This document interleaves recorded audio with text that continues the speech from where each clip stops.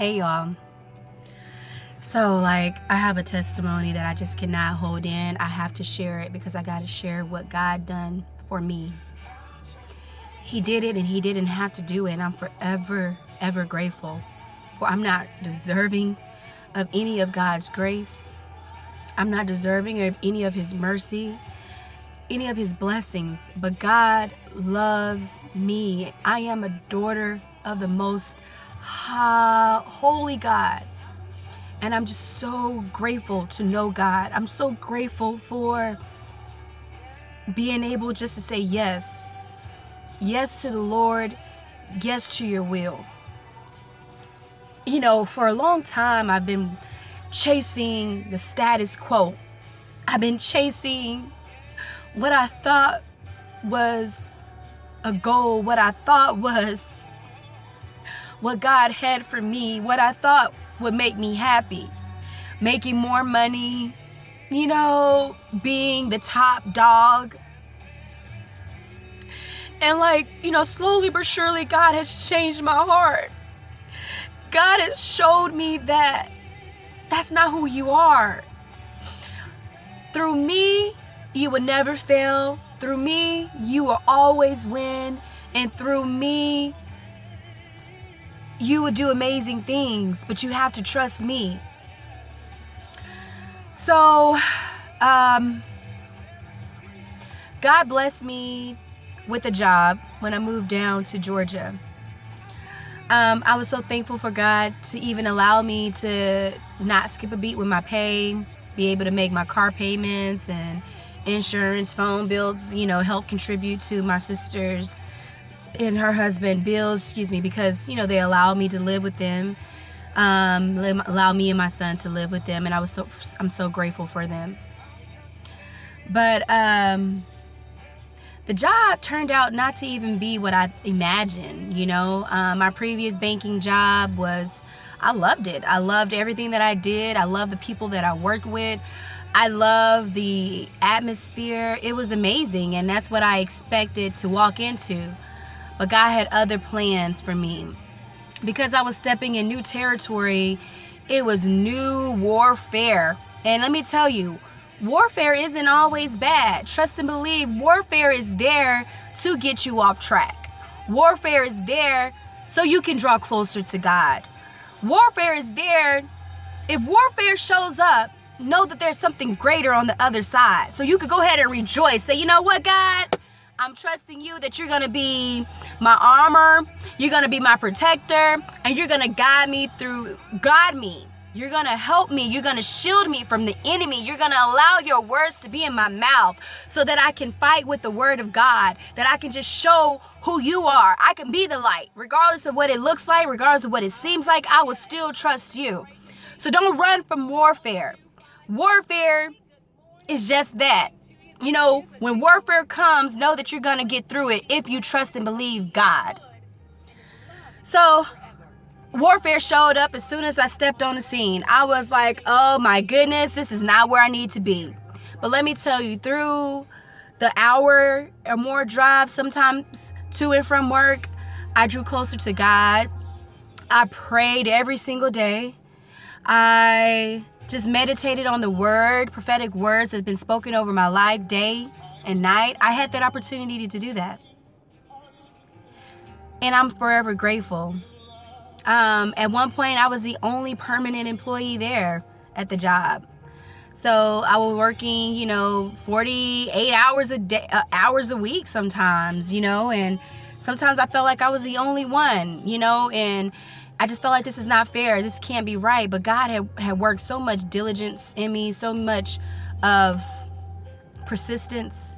Because although I was dealing with that at work, every time the doors open and I could make it to church, I wanted to be there so that I could hear what God had to say, that I could be who God needed me to be. So through this transition, my son, of course, he's in the 4th grade. He was coming home with books of work to do. And I wasn't able to be there for him. I wasn't able to help him with his work because I was getting home so late. My sister and her husband, and on Wednesday night at church, he would do work at the church. So it's like I was not there for my son like I needed to be. And I knew that that wasn't the will of God. You know, with the transition, it wasn't only a transition for me, it was a transition for my son. You know, I mean, I uprooted him from his old school, his old teachers, his old friends, you know, his family who he loves so much, you know. And as a young man, he you know, he loved his dad. I uprooted him from all that. So it's a change from him. And for me to have the schedule that I had, I knew that that wasn't what God called me to do. I knew that I needed to do something different.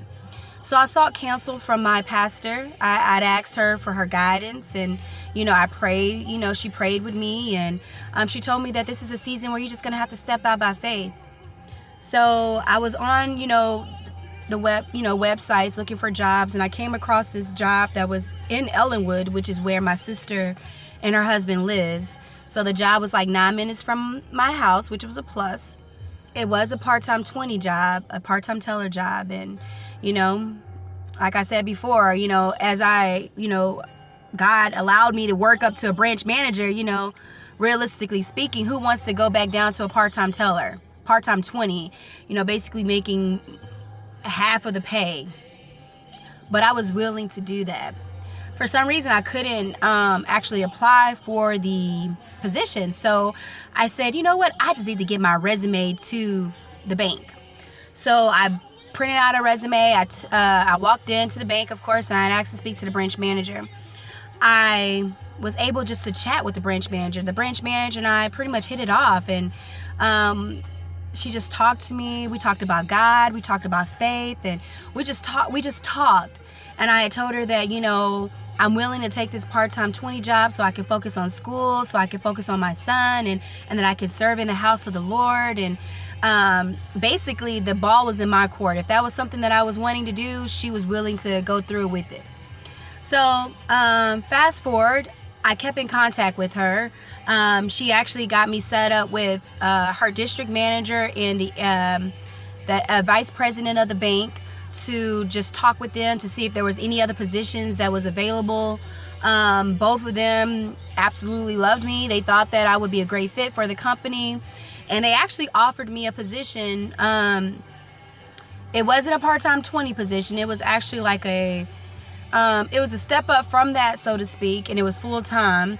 The pay was a lot better than a teller position, but it was still not that, it wasn't good and perfect. I would still commute like 25 minutes, which the drive wasn't bad, but I did not really want to have that drive. I wanted to be a little bit closer. And I didn't want to necessarily take a huge pay cut that way. I mean, that was a huge pay cut. And with me, with this new season, I was planning on moving out of my sister's and her husband's. So I didn't want to just necessarily, that wasn't going to be feasible. But God, we were fasting and praying the first month in January. And God, within that first month, he set up 3 interviews. That one was one of them. And then I had 2 other branch manager positions interviews. On a Thursday, I had an interview set up. I was actually in contact with the branch manager from the previous bank. And she had wrote me, and I told her, you know, well, I'm so glad that you recommended me to go to Ohio Christian University. I'm now set up with my schedule. I'm enrolled. I just need to go get my schedule. And she was like, I'm so happy that that's working out for you. Shay, if you meet a Dr. Thomas, tell her I said hello. I was like, okay, great. So that Thursday, I had an interview for a branch manager position. After the interview, I was going to meet with the recruiter. So I showed up to meet with the recruiter. When I showed up, there was a lady standing outside, and she greeted me, and I told her, hi, how are you? And she asked me what I was there for. I told her, and she went and got the recruiter. So the recruiter came out, and he was like, you look like you've had a busy day today. I was like, yeah, I actually just left an interview, and currently I work at SunTrust, and I'm looking to get a lot closer to home.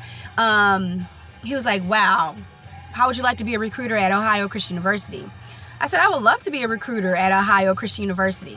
So he said, hold on just for a second. So he left and went and got the lady that was standing out initially. The lady came out. She was like, you would not believe this, but I was just telling my team, I wonder if there's anyone at SunTrust that wouldn't mind working here at Ohio Christian University. That was one thing that I said.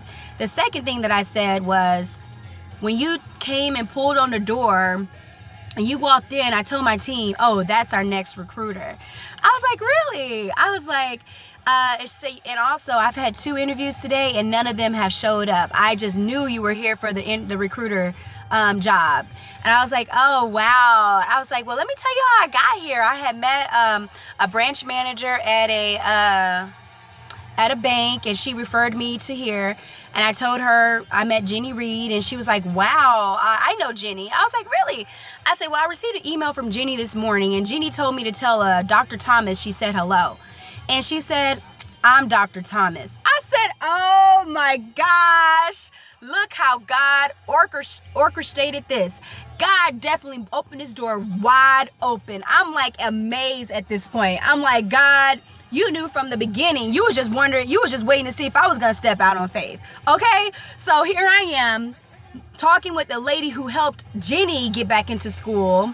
I only met Jenny because I applied for a part-time 20 position, and now I'm standing in front of the dean of the school who is looking for a recruiter that's 6 minutes from my house, that works from 8 to 5, Monday through Friday, off on Saturdays and Sundays, have holidays off and everything like that. I'm like, oh my goodness. So she was like, what are you doing for the rest of the day? I said, actually, I have nothing else planned. I was just coming here to review my transcript and get my schedule set up. She was like, well, can you interview? I was like, yeah. She was like, can you get a resume printed out? I was like, yes, ma'am. So I went and got the resume printed out. I talked to, we interviewed on the spot. And one thing that I loved about the interview was that it asked about my character. And it was so just touching for me that when she asked me about my lifestyle, things that I was involved in, I could say no with confidence because, my life has changed. I'm not involved with anyone outside of marriage. I don't smoke. I don't drink. My heart is solely fixed on God. And that was a testimony for me because, years ago, I wouldn't be able to say that. But God, in God, you are a new creature. Don't let anyone take that away from you. You are a new creature. So she interviewed me on the spot. She loved me. She said, I think that you fit in perfectly. I had 2 more interviews. I interviewed and I got the job. God opened up that door wide open and I got the job. The pay is a lot more comparable to what I was making at first. Just because I do have needs, I do need money to make sure that I'm able to sustain and live and provide for my son. So I was grateful. I'm so grateful. I'm forever grateful. I just cannot believe it. My mind is so blown even now how God opened up that door, how he connected all the dots and how he showed up on my behalf. So I'm just so grateful. I love God, and I'm just here to encourage anyone. If you're struggling with your will and God's will, let go, release. Let God go before you and prepare the way, because trust and believe he can do bigger things than you can ever imagine. But you have to trust him and you have to let it go. You have to believe that God can do anything but fail and that he has your best interest at heart. So I just want to encourage you all just to stay prayed up, fast and pray, but most importantly, when you fast and pray, believe that it's already done. Trust and believe. Don't leave no room for error. Don't leave no room for doubt, because God is a mighty God and he can do anything but fail. So just be blessed, be encouraged, and just know that the victory belongs to the Lord. Y'all be blessed. I love y'all.